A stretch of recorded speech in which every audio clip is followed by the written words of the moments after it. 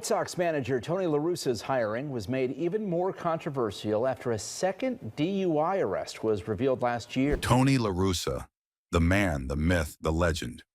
One of the most successful managers in MLB history, made some really questionable decisions on the field. His rants, criticisms, and a head full of himself earned him disregard from his teammates in recent years. Before we dive in any further, please subscribe to the channel first. Stealing in association with steroids offenders.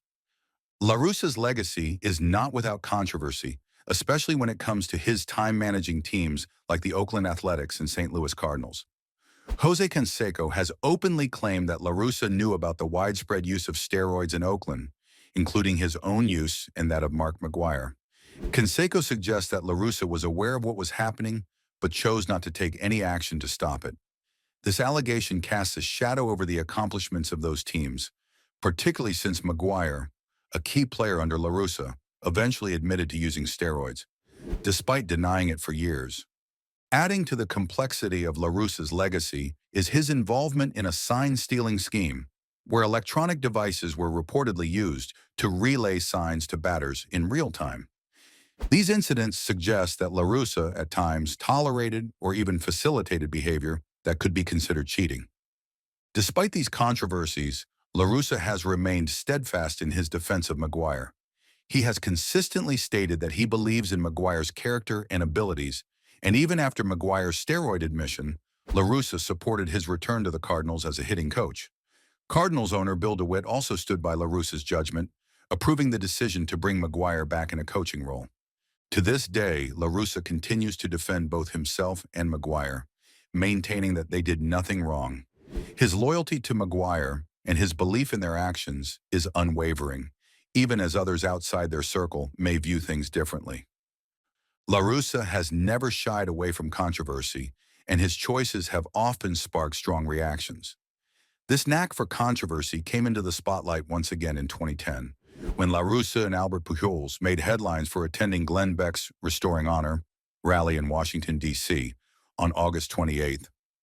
The Cardinals were in town for a series against the Washington Nationals, and La Russa accepted Beck's invitation to the rally. According to La Russa, he was assured by Beck that the event wasn't political in nature, but many questioned his judgment, especially given Beck's history of making inflammatory statements and taking hardline stances.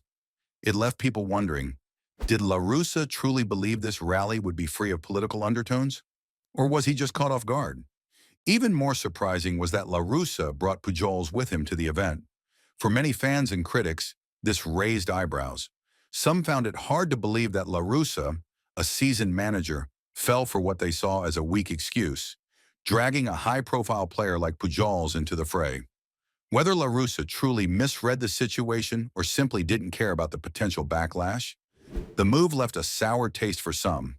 In the years following, La Russa's decision at the rally didn't do much to improve the image of the Cardinals in certain circles of MLB, where the team had already earned a reputation for being whiners. Some felt that instead of restoring honor, the rally attendance only deepened the negative perceptions about the team. Ultimately, La Russa's presence at the rally became another example of his tendency to find himself at the center of controversial moments, whether he intends to or not. Cardinals' reputation as whiners under La Russa was forever sealed in August 2011 at Miller Park. La Russa reportedly filed a complaint with Major League Baseball about something quite unusual: the lighting at Miller Park.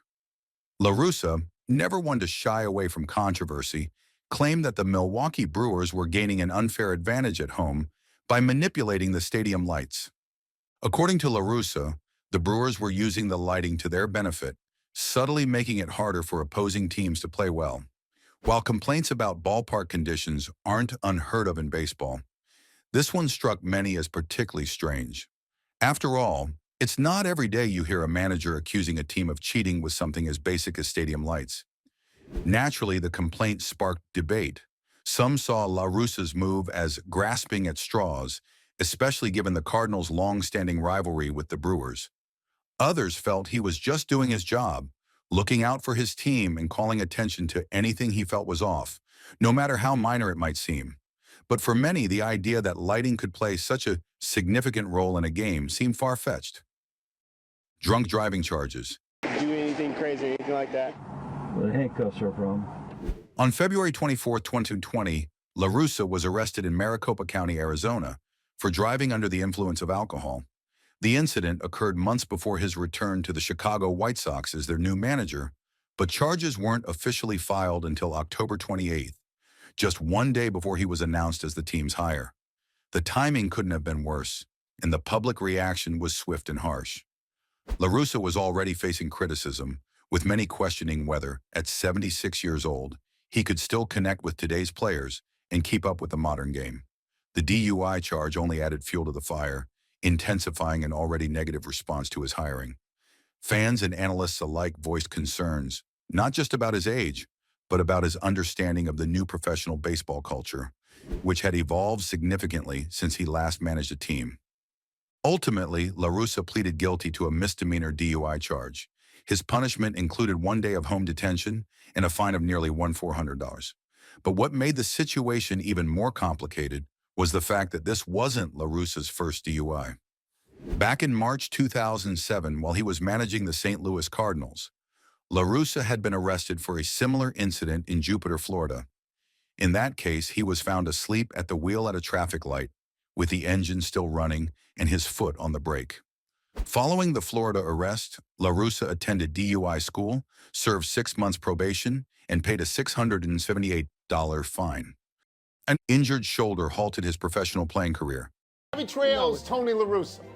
The Hall of Fame manager announced this evening he will no longer manage the Chicago White Sox, and indeed he will retire. La Russa made his major league debut with the Kansas City A's on May 10, 1963, after spending the previous season with their minor league affiliates, the Binghamton Triplets and Daytona Beach Islanders. He played in 76 games for those teams in 1962. Unfortunately, before the 1963 season, La Russa suffered a shoulder injury while playing softball with friends. This injury limited him to just 34 games during his rookie season, where he hit .250, and the shoulder would continue to bother him for the rest of his playing career. La Russa's time in the majors was short-lived, and over the next 6 seasons, he spent most of his time in the minor leagues. He did make it back to the A's for brief stints in 1968 and 1969, and he played the entire 1970 season with the A's. La Russa's A's became a powerhouse, winning 3 straight American League pennants and making 3 consecutive World Series appearances from 1988 to 1990. They lost to the Dodgers in 1988, but won the 1989 World Series against the Giants. After the 1995 season, the Haas family sold the A's, and La Russa left to manage the St. Louis Cardinals. In St. Louis, La Russa quickly found success, leading the Cardinals to division titles and playoff runs, including a World Series win in 2006. La Russa continued his success with the Cardinals, guiding them to another World Series title in 2011. Just 3 days after winning that championship, he announced his retirement. On October 29, 2020, La Russa was named manager of the Chicago White Sox, replacing Rick Renteria. At 76, he became the oldest manager in MLB history and the first to return to managing after being elected to the Hall of Fame. Health issues eventually forced La Russa to step down in August 2022. On October 3rd, he officially announced his retirement, leaving the White Sox with a 63-65 record under his leadership. La Russa was inducted into the National Italian-American Sports Hall of Fame in 1998. He was also honored by the Hispanic Heritage Baseball Museum Hall of Fame on April 11, 2008, during a pregame ceremony at AT&T Park. That is it for this one. But if you happen to like MLB legends, make sure to check out our latest videos on our channel Baseball Icons. I'm sure you will love it. Oh, and while you are at it, drop a comment telling us who to cover next, and don't forget to subscribe.